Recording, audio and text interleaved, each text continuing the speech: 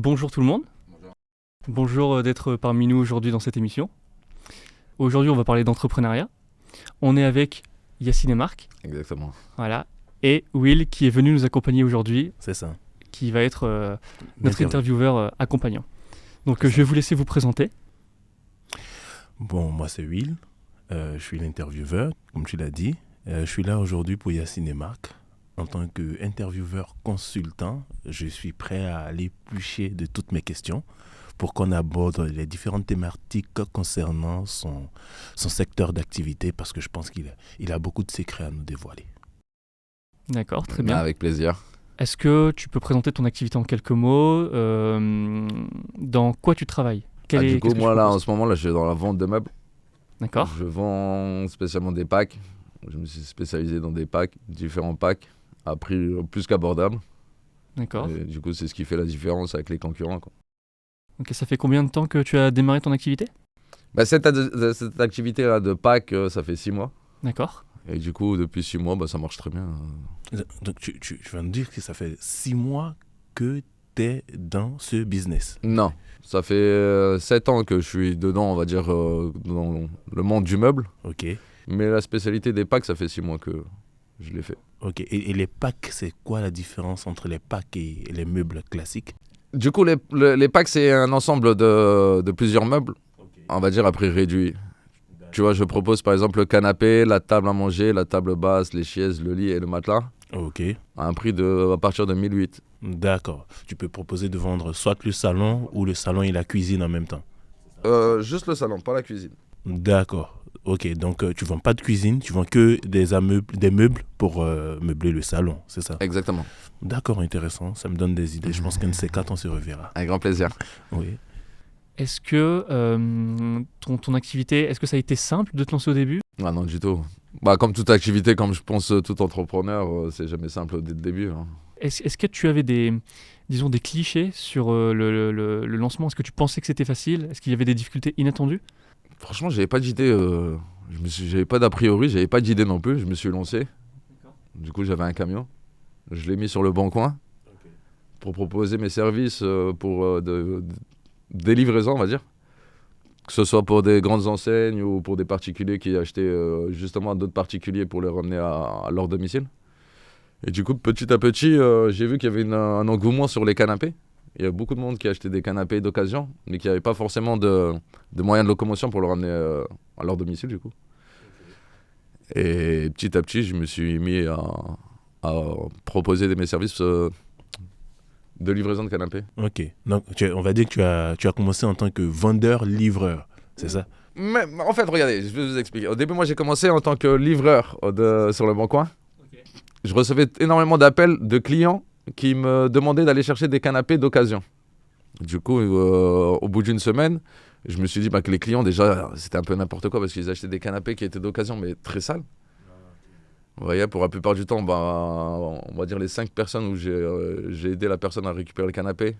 Les canapés qu'ils avaient achetés, ils étaient... de mauvaise qualité. Voilà, tachés pour la plupart du temps. Okay. Du coup, ils l'achetaient à un prix, on va dire, assez onéreux. Ok. Généralement, ça tourne aux alentours de 300 € pour qu'il me paye moi par la suite 80 € la livraison pour les ramener jusqu'à chez lui. Du coup, ça leur revenait généralement entre 400, 500, 600 € le canapé d'occasion. Ok. D'occasion et de mauvaise qualité. Et de mauvaise qualité. Si vous regardiez les canapés neufs, généralement, qu'ils achetaient d'occasion, vraiment, vous rajoutez 100 €, vous l'avez neuf. Du moins, les canapés d'occasion qu'ils achetaient. Voilà, c'était pas non plus des canapés qualitatifs, vous voyez, ou de grandes marques. C'était souvent des canapés, on va dire, la marque Ikea. Vous voyez, c'est des canapés d'Ikea qui se revendent généralement 500 €, 560 € de base au premier prix. Et que les clients, eux, revendaient 300, mais avec la livraison, ça leur revenait à 380 €, mais en mauvais état, très mauvais état. Donc c'est du canapé Ikea en promotion qu'ils achetaient, au prix promotion, mais qu'ils achetaient en troisième main, je dirais même pas deuxième main, troisième, quatrième, voire cinquième main. Voilà. Oh là là. Vous voyez. Alors qu'il y a Yacine et Marc. Ah, il n'existait pas encore. Ah. Il n'y avait que but et Conforama. Oh, mais heureusement que tu es venu. Tu les as sauvés. Exactement. Ah. Exactement. Non, mais vraiment, du coup, c'est comme ça que j'ai commencé. Du coup, j'ai l'idée avec mon collègue. J'ai dit, au lieu d'aller nous récupérer des canapés que des clients avaient déjà achetés à d'autres personnes, que de nous aller acheter les canapés, de les nettoyer et de les proposer à la livraison et l'installation en Île-de-France.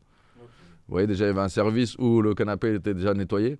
Et du coup, je proposais la livraison et l'installation gratuite en Île-de-France. Ok, Voilà. bien vu. Du coup, j'ai commencé comme ça. J'ai acheté des particuliers sur le Bon Coin. Après, on va dire que sur le Bon Coin, c'est beaucoup, on va dire les Français dits de souche. En fait, c'est ça, j'en venais parce que je me suis dit, Yacine et Marc. J'ai pas une tête à m'appeler Marc. Oui, son nom s'impose dans le milieu. Mais où est Marc? Il est où, Marc? Marc, c'est une illusion. Ah, ok. Tout à l'heure, on va revenir aux a priori, si j'avais des a priori. Du coup, moi, j'avais pas d'a priori. Naïvement, j'avais marqué Yacine en pseudo sur le Bon Coin. Et du coup, moi, j'avais jamais utilisé cette application auparavant.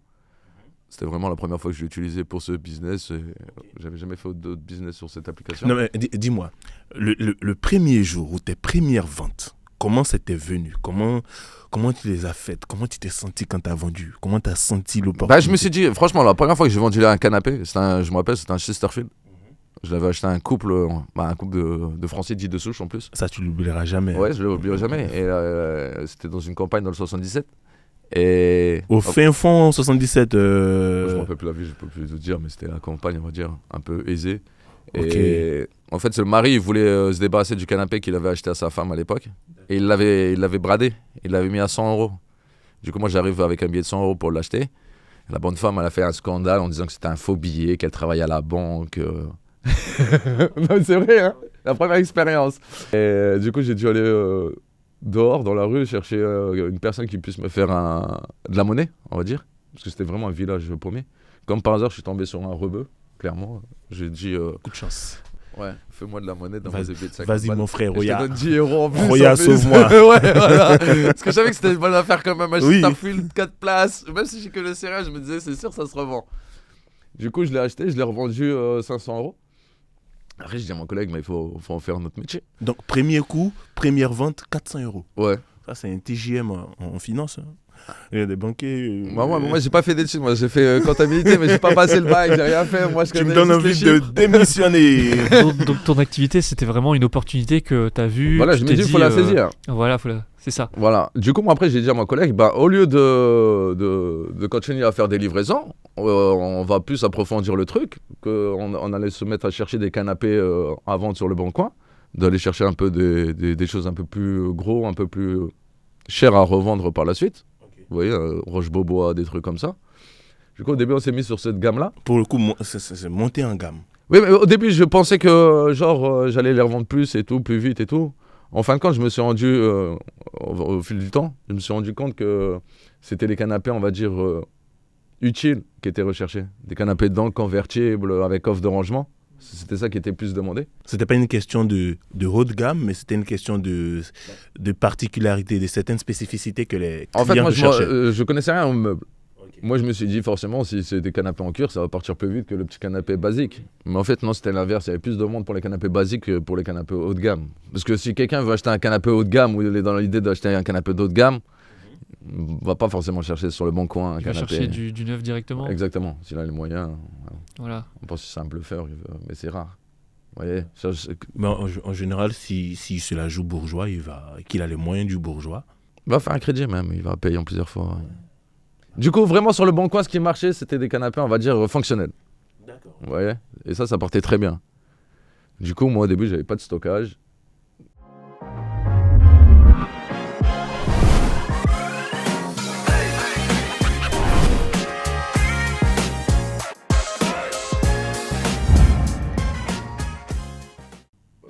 On va décrire les canapés. Tu vas décrire les canapés fonctionnels pour les auditeurs qui nous écoutent et qui ne savent pas forcément. Alors, du coup, c'est ce des que canapés d'angle, vous voyez, avec un coffre de rangement en dessous de la méridienne, avec un système de couchage, vous voyez, parce qu'à Paris, il n'y a pas beaucoup de place forcément. Donc, du coup, il y a beaucoup de colocs aussi, des jeunes qui m'ont acheté, qui étaient en coloc. Et du coup, le salon, il servait de chambre. C'était très recherché. Et des canapés lits, en gros. Et des canapés libres, voilà. Voilà. Mais par la suite, moi, j'avais une forte demande. Du coup, j'ai ouvert une société. On a fait une société qui s'appelait à l'époque Maison d'Éden. D'accord, ok. Et l'entreprise, tu l'as ouverte après avoir changé ta Alors, du coup, dénomination. c'est à ce moment-là qu'avec mon collègue, vu qu'il y avait plus de demandes et que forcément, pour avoir les canapés, il fallait les chercher chez des particuliers. Du coup, moi, avec mon pseudo, souvent, je réussissais à, on va dire, me mettre d'accord avec la personne qui la vendait.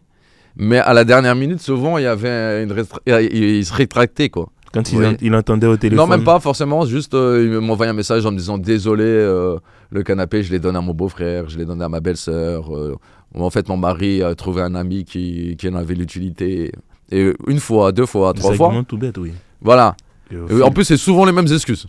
Franchement, ça revenait souvent la même chose. Ils n'ont pas trop Mmh. d'imagination. Je pense qu'ils doivent se réunir Oui, tu vois, c'est- pour se donner des c'est- excuses. oui, Ouais, voilà. c'est un truc qui passe bien. Tu vois. Alors, du coup, moi, je me suis fait appeler Marc.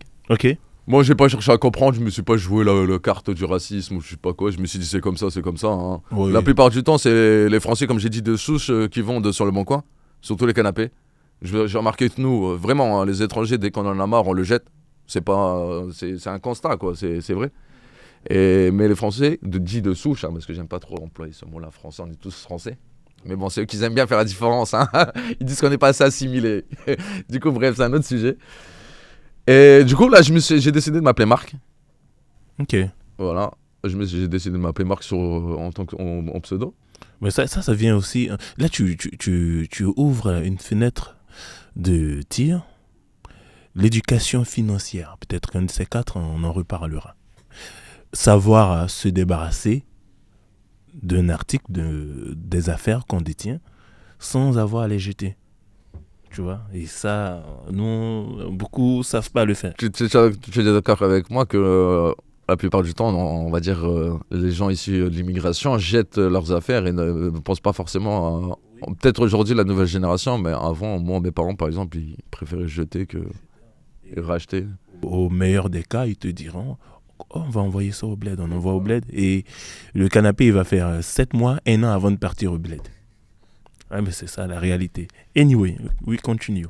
Et du coup, après, bah, je me suis appelé Marc et j'ai plus jamais eu de soucis de rétractation, vraiment. T'as vraiment senti un changement Vraiment, c'était... Mais après, moi, je m'en foutais, hein. Vraiment, quand j'arrivais devant le client, soit je lui disais, est-ce que j'ai une tête à m'appeler Marc? Vous voyez? Comme il disait, bonjour Marc. Du coup, moi, je comprends tu que joues le jeu. Non. Ok, tu Non. dis... Je ok, disais, est-ce tu que dis j'ai non. une tête à m'appeler Marc? Je disais, malheureusement, je suis obligé de le faire, j'ai expliqué ma démarche. Ok. Toujours, j'ai expliqué le pourquoi. Que c'était pas forcément pour arnaquer les gens ou je sais pas quoi. C'était juste pour les... Mais en face de moi, j'ai jamais eu de mauvais commentaires. Ouais, après, une fois que t'es en face, c'est plus la même chose. Mais est-ce que t'as jamais eu de retour du style vous nous avez trompé? Non. Bah, de toute façon, c'est un pseudo. Sur Oui. le bon coin, c'est pas. Non, mais je veux il est dans dire- son droit, hein. Que ce soit, oui, légalement, légitimement, tu as le droit de prendre le pseudo que tu veux. Moi, j'en connais qui s'appelle Vegeta Son Goku. Mais ce que je veux dire, est-ce que c'était déjà arrivé qu'un client, après, par la suite, t'envoie un message Jamais. Jamais. D'accord. Bon, regardez, c'est comme Catherine Le Marchand. Elle a dû changer son nom pour passer sur M6 pour faire L'amour dans le pré. Mais c'est honteux.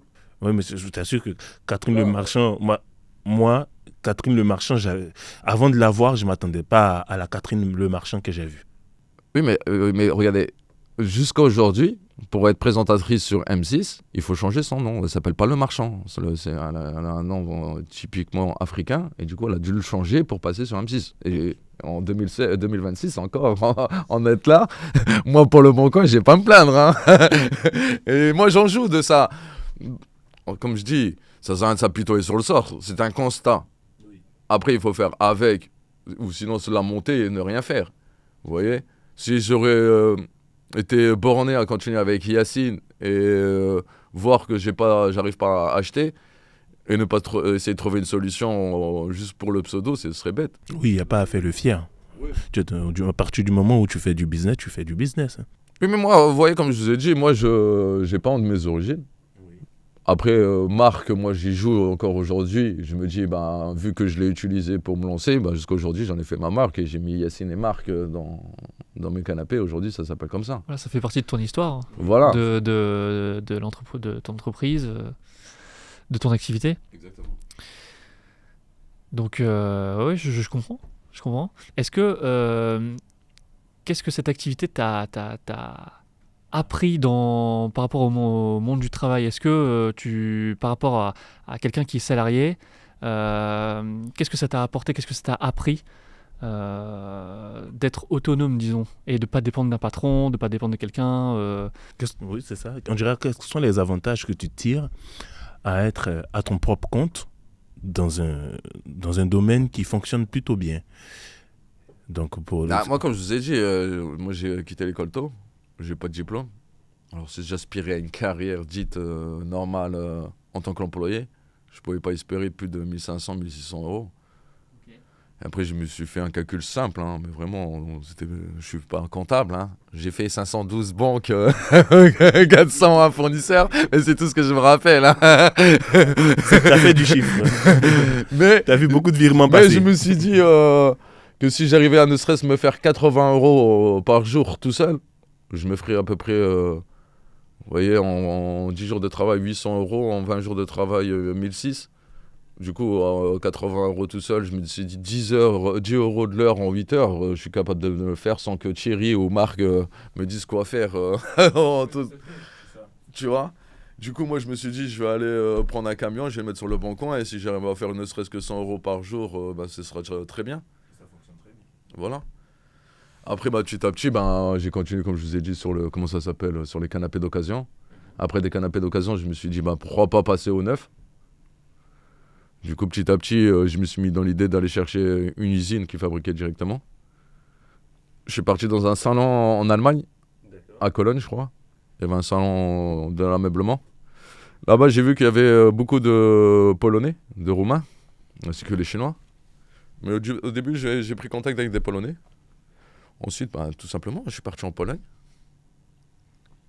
J'ai visité différentes usines que j'ai réussi à prendre en contact avec eux au salon de l'Allemagne. D'accord. Je les ai visités. Du coup, après, ça a matché avec une usine. J'ai passé ma première commande. Du coup, une fois que la première commande est arrivée à Paris, ça a commencé. Et là, il n'y a pas de problématique de transport pour... moi, je me suis pas mis ces limites là. Je me suis dit, il y a des routiers, je vais bien trouver un routier qui va me ramener ma marchandise, tout simplement. Tu t'es peut-être dit, si des articles arrivent de Chine à Paris, c'est que des articles peuvent venir de Varsovie, de Pologne, exactement, à Paris. Et tu n'as pas pensé à peut-être sourcer en Chine ou à Dubaï? On entend souvent acheter sur Dubaï ou la Chine pour revendre sur Paris. Aujourd'hui, maintenant, je le fais. Aujourd'hui, j'achète en Chine. Ok. Et tu dirais de la Chine aux autres endroits où tu achètes? Ça n'a rien à voir. Ok. On est dans deux mondes parallèles. C'est deux mondes différents. Ok. C'est vraiment deux mondes différents. On est plus sur un avantage à acheter en Chine, je pense, quand tu le dis. Mais pour acheter en Chine, en fait, c'est quoi l'avantage? C'est le prix, mais l'inconvénient, c'est le temps. En Pologne, on va dire, c'est 3 semaines à mois. En Chine, ça va être 3 mois. Vous voyez? C'est 3 fois plus de temps que... C'est juste l'acheminement. Vous voyez? Et puis mettre de l'argent, on va dire aussi, investir en Chine, c'est... Acheter en Chine, c'est investir aussi. C'est-à-dire laisser son argent un laps de temps dormir pour un entrepreneur, c'est jamais bon. Vous voyez? Vous avez payé la marchandise et vous devez attendre 3 mois pour qu'elle arrive en France pour pouvoir la vendre. Tandis qu'en Pologne, c'est 3 semaines, 1 mois. Ok, donc pour le coup, on achète en Chine, tu diras, quand la demande n'est pas imminente. Non. Moi, regardez. En fait, moi, comment ça s'est passé? J'ai acheté en Pologne, j'ai vendu en Pologne, mais j'achetais toujours à des grossistes en France. Vous voyez? Et j'ai vu les prix des grossistes. Je me suis dit, c'est pas possible qu'ils vendent à ce prix. Je sais pas comment vous expliquer. À Paris, il y a beaucoup de vendeurs, en fait. Beaucoup de vendeurs de meubles passent par des grossistes. Ils ont un magasin, vous voyez. Ils exposent des meubles, mais les meubles, ils les détiennent pas, les meubles, en fait. Ils n'ont aucun stockage. Rien ne leur appartient. C'est que, on va dire, l'image du magasin. Et par la suite, ils passent commande aux grossistes. C'est-à-dire qu'ils n'ont pas de stockage propre. C'est ce qui ne peut pas leur permettre non plus de faire des prix, on va dire, attractifs. Vu qu'ils achètent déjà en France, vous voyez, le grossiste, il a déjà fait sa plus-value. Et il ne peut pas descendre plus bas que le prix du grossiste. C'est un peu comme toute vente, on va dire comme tout objet. Si vous l'achetez vous-même et vous le revendez vous-même, vous serez forcément moins cher que votre concurrent, que lui, lequel l'achète en France à un grossiste. C'est aussi simple que ça.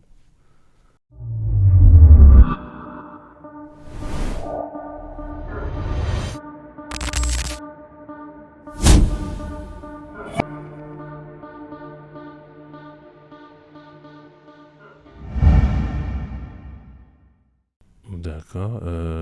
J'oublie déjà, c'est... comment ça s'appelle déjà le fait d'acheter, de présenter un article sans le détenir? Dropshipping. Ouais, mais moi j'aime pas ça. Moi, je fais pas du dropshipping, mais les magasins de meubles, exactement, ça renvoie au dropshipping. Mais ça fait des années que c'est comme ça. C'est pour ça que les prix sont assez exorbitants dans les meubles. Vous voyez, moi, on me dit souvent, oui, t'es pas cher, tu casses le marché. Non, comme je dis, moi, je suis dans les prix raisonnables. C'est vous qui vous êtes trop cher. T'es dans l'honnêteté au final. Moi, c'est ce que j'essaye de faire. Moi, sur mes réseaux sociaux, je leur montre tout. Je leur montre, par exemple, là, quand je vais en Chine, je leur montre quand je vais dans l'usine, quand je vais acheter, quand la marchandise, elle arrive. Et je leur dis que je fais x2 sur la marchandise, je suis clair. Vous voyez, tandis que les concurrents, ils sont obligés sur le produit initial, le prix initial du produit acheté en Chine et revendu en France, généralement, c'est x6, x7. Ouais. Donc là, pour le coup, on est sur de grosses marges parce que si la Chine et la Pologne, c'est relativement des marges conséquentes, c'est qu'on est sur de grosses marges dans ce secteur, tu diras. En fait, regardez, c'est quoi le problème de l'ameublement? C'est qu'il faut, pour la plupart du temps, déjà avoir un gros magasin, un gros espace pour le magasin. Oui. Vous voyez, généralement, les magasins de meubles, c'est pas des petits espaces de 80 mètres carrés, c'est souvent des énormes surfaces. Après, il y a beaucoup d'employés. L'électricité, vous connaissez les charges en France et tout. Du coup, c'est ce qui se répercute sur le prix final du canapé. Tandis que moi, c'est un petit espace, tu connais. C'est dans une zone industrielle. Il n'y a pas beaucoup d'employés. La marchandise, c'est nous-mêmes qui allons la chercher, c'est nous-mêmes qui faisons la pub et c'est nous-mêmes qui la vendons par la suite. Du coup, on a minimisé les coûts, on va dire, pour que le prix final de nos produits soit vraiment intéressant par rapport à la concurrence. Ok, donc là, aujourd'hui, tu peux prétendre valablement faire la concurrence à de gros tenants du secteur. Moi, c'est ce que j'inspire, petit à petit. Non, mais vraiment, c'est ce que j'inspire. Moi, j'inspire à ouvrir des points de vente un peu partout en France. Et toujours avec la marque Cinémark et à des prix, rester toujours dans le même prix bas, quoi. Okay. Moi, quand j'ai commencé ce métier-là, je me suis dit, pour me démarquer des autres, vu que c'est un métier où déjà la concurrence est rude, parce que là, on n'a pas affaire à un concurrent du coin ou un commerçant du coin, c'est Ikea, Conforama, But, des enseignes qui sont implantées depuis des années. Et je me suis dit, pour faire la différence, déjà, c'est par la qualité des produits et surtout par le prix. Je me suis dit, si je veux me faire une place dans ce marché, il faut que le prix soit plus bas que tout le monde. Oui, il faut que ça soit vraiment à la portée. Si je vends la même chose que Ikea au prix d'Ikea, vous-même en tant que client, vous préférez aller à Ikea que chez moi. Voilà, on va préférer l'image. En fait, c'est ça, c'est l'image de marque. Exactement. Tu vois, donc au même prix, à qualité exacte, on va se diriger vers... Marque le branding, pas marque. Oui, bien sûr, bien sûr. D'ailleurs, je vais rebondir. Est-ce que... tout à l'heure, tu t'as parlé un petit peu que tu faisais des vidéos sur les réseaux, sur TikTok et tout. Est-ce que c'est important pour toi? Est-ce que oui. À quel point Avant, pour faire 1 million de vues, ou ne serait-ce que 10 000 prospectus, ça coûtait énormément d'argent. Tu es de ma génération, même plus avec moi. Tu connais, à l'époque, c'était les prospectus, les flyers qu'on distribuait. Aujourd'hui, avec une vidéo de 15 secondes, tu peux toucher 1 million de personnes. Donc, du coup, ça a changé la donne. Aujourd'hui, même les grandes enseignes, ils essaient de s'y mettre sur les réseaux sociaux. Parce qu'ils voient que nous, les petits vendeurs, on leur fait un peu mal quand même. Moi, par exemple, ça m'est arrivé plus d'une fois de faire plus d'1 million de vues pour la promotion de mes canapés, de mes meubles en général. Ce qui est énorme. On dirait que le digital a démocratisé la vente. En fait, ça a laissé de la chance à beaucoup de gens. Oui. Ouais. Et ça a laissé à beaucoup d'entrepreneurs leur chance de... Aujourd'hui, je dis que le réseau social coûte bien plus cher que l'endroit où tu es. Avant, c'était le fonds de commerce qui était cherché pour les commerçants. Je ne sais pas comment vous expliquer. Vous voyez, l'endroit, il était très important. Vous voyez, par exemple, si tu étais placé à Alésia. C'est la domiciliation qui définit Exactement. ton business. Aujourd'hui, c'est en réseaux sociaux. Tu vois où je suis. Je suis implanté dans le 78 à Vélizy, mais c'est discret. Sans les réseaux sociaux, personne ne pourrait me retrouver. Personne ne pourrait me trouver. Mais voilà, mais demain, je change d'endroit. J'ai pas besoin de faire X communication juste avec mon réseau social. Je change l'adresse au-dessus et basta. J'ai changé de localisation et le fonds de commerce, il est toujours là, mais pas au même endroit. Oui, surtout que tu fais de la livraison. Donc, ça facilite la tâche aux personnes qui peuvent commander en ligne. Je pense qu'on peut commander en ligne. Non. Moi, pour l'instant, je veux vraiment favoriser les points de vente locaux qu'on aura dans le futur, en fait. Moi, je fais ça doucement mais sûrement. Vous voyez ? Mais moi, je veux ouvrir des points de vente un peu partout. Ne pas passer par les sites internet. Parce que la plupart des temps, les gens, quand même, dans les meubles, veulent tester le canapé, veulent tester le matelas, Et j'ai vu que j'ai moins de retours dans le magasin que sur le site internet. D'accord, ok. Donc, pour le coup, il faut impéralement avoir de contact physique avec la clientèle. Bah moi, je voulais faire à l'envers. Là, les anciens, ils essayent de miser plus sur les réseaux sociaux et moins sur les magasins. Moi, plus sur les sites internet et moins sur les magasins. Oui. Mais moi, j'essaie de faire l'inverse. Je mise plus sur les réseaux sociaux, mais pour la vente directe, plus sur...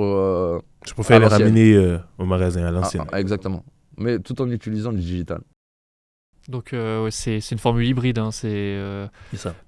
Voilà, avec moitié réseaux sociaux, moitié... Voilà, mais tandis que les gens, c'est l'inverse. Généralement, ils essayent avec les réseaux sociaux, ramener les gens sur le site internet. Vous voyez, on leur envoie un lien pour les diriger vers le site internet. Moi, j'essaie de faire totalement l'inverse, de les ramener en physique chez moi directement. D'accord, oui. Oui. Ce qui est un peu plus difficile, certes, mais je pense que c'est mieux pour moi et pour le client. Au moins, le client se fait une idée des produits. Vu que je suis pas cher, souvent, ils ont des a priori sur la qualité des produits. Mais quand ils viennent et voient que le produit est équivalent à ceux de But, Conforama, parce que je ne vais pas dire non plus que c'est l'équivalent des grosses marques, mais ils sont contents quand ils le voient de leurs yeux, que s'ils le voyaient uniquement en image, soit madame, soit monsieur va leur dire, si ce serait uniquement sur Internet, je ne ferais pas les mêmes ventes que... Exactement. Même ça donne plus confiance au client. Ça rassure le client. Exactement. De constater sur place la qualité du produit. Si j'imagine, je faisais que des pubs sur mon TikTok des produits, mais que le client, si je leur disais non, tu peux pas venir sur place, tu peux acheter que sur Internet, tu vois, ce serait un peu plus compliqué. Ouais, tu serais au même titre qu'AliExpress ou Amazon, vendeur en ligne, et ce serait pas évident de pouvoir t'en sortir sur ce secteur. Non. D'accord. Mais c'est bien de se démarquer par la mise en confiance du client. Exactement. Et puis moi, je suis assez franc aussi sur les réseaux. Du coup, je parle assez cash. Comme ça. Et moi, ma force aussi, c'est que je dis toujours les prix dans les vidéos. Tu vois, tandis que les concurrents, généralement, ils font des vidéos de leurs produits, mais sans forcément donner le prix de l'article. Genre, ils vont faire la promotion d'un meuble, mais ils vont jamais dire le prix. Moi, dans toutes mes vidéos, dans chaque vidéo, il y a le prix entier, le prix en 4 fois. Oui, comme ça, moi, quand le client vient, il n'est pas déçu et c'est la même chose quand il arrive au magasin. Oui, toi, tu affiches les vérités de ton industrie, contrairement à d'autres qu'on voit sur les réseaux qui font croire que le prix définitif sera le prix, en fait, du prix de la première mensualité. Exactement. Des fois, ils disent 325 € en 4 fois. Vous voyez ? Mais en fait, ça fait 1300 €. On te met en 4 fois en miniature. Oui, exactement. Comme ça, microscope pour lire. Ou souvent, directement, on ne dit même pas le prix. On ne dit même pas le prix en 4 fois. Oui, parfois, on ne dit même pas. Voilà.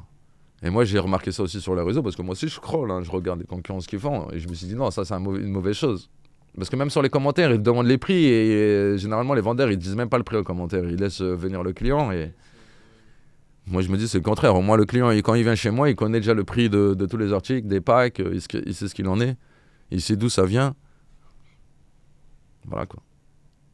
Toi qui t'es lancé, qui est maintenant installé dans cette activité, quel conseil tu donnerais à quelqu'un qui souhaiterait se lancer dans une activité comme ça Comme disait notre cher ancien président qui s'est fait nettoyer au Karcher récemment, ne pas attendre de l'argent pour lancer un business. Ne pas forcément attendre de l'argent pour se lancer. Vraiment, ça, c'est une phrase que j'ai retenue de sa part. Parce que si on attendait l'argent forcément pour faire quelque chose, on se lance jamais. Voilà. Commencez petit, commencez avec ses moyens. Et essayez de mettre de l'argent de côté et de... Et ne pas avoir peur de se lancer. Non, surtout quand t'es jeune. T'as rien à perdre, surtout si t'es chez papa, maman. Au moins, essaye Tant que tu n'as pas de loyer, tant que tu n'as pas grand-chose à... Mais essaye de faire quelque chose par soi-même. C'est déjà formateur d'essayer. Exactement. Ouais. Tu perds pas grand-chose à partir du moment où tu apprends quelque chose. Moi, je dis, au moins, tant que tu as essayé, forcément, tu vas apprendre quelque chose. C'est ça. Si tu devais donner un conseil sur vraiment une erreur à ne pas faire au début, Moi, je conseille de faire des erreurs, justement, par soi-même. C'est des erreurs qui vont t'apprendre. Parce que si, par exemple, Willy va me raconter son erreur, j'ai pas forcément... Je sais pas comment dire... l'interpréter quand il voulait me l'expliquer. Ou l'entendre vraiment, ou le mettre en pratique. Mais si c'est moi qui fais l'erreur et ça m'a coûté de l'argent, crois-moi que je vais réfléchir à 2 fois avant de dire comment c'est l'erreur. Apprendre par ses propres expériences, c'est quelque chose qui est enrichissant, on dira. Bien sûr. Oui, c'est ça. Moi, je dis, plus tu multiplies les échecs, plus tu vas réussir, à mon avis. Oui, mais faut pas s'entêter à toujours aller sur le mauvais chemin, peut-être. Parce que... Comme disait aussi, je sais plus qui, si tu le fais une fois et que je vois que ça marche pas et tu recommences 2 fois, c'est que t'es un peu fou. Hein. Oui, c'est ça. Mais bon, d'autres centaines. Et peut-être pour finir, si tu en as une ou deux. je voulais savoir si, pour finir, est-ce que tu te vois dans 5-10 ans toujours être dans le même secteur d'activité? Est-ce que tu vois une évolution ou est-ce que tu es bien installé et tu comptes rester dans... Moi, j'aime bien le business. Du coup, je m'attache pas à un produit. Donc, comme je dis, je suis pas amoureux des canapés. Aujourd'hui, je suis dans les canapés. Mais j'aimerais bien pénaliser quand même la société. Vraiment. Oui, qu'elle tourne sans moi. Mais vraiment, moi, non, je me vois pas faire que ça, du moins. Faire ça, mais autre chose. D'accord, donc que ça évolue, que la formule Exactement. évolue.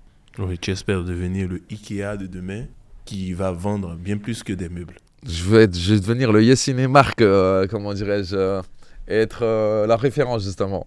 Ne plus me dire Ikea, mais Yessine et Marc. Ah, c'est très bien vu. Il est rempli de vision. Ben, on espère en tout cas que ça va se concrétiser. Hein. On sait pas de quoi l'avenir est fait. Donc, Voilà, on va voir. bon, en tout cas, je te remercie. Avec grand plaisir, c'était un plaisir. Merci beaucoup. Merci Yacine et Marc. Avec grand Sinon, plaisir. Yacine et Marc d'être passés. J'espère que vous avez pris de la graine de tout ce qui a été donné comme information. Et on espère pouvoir se revoir à une prochaine.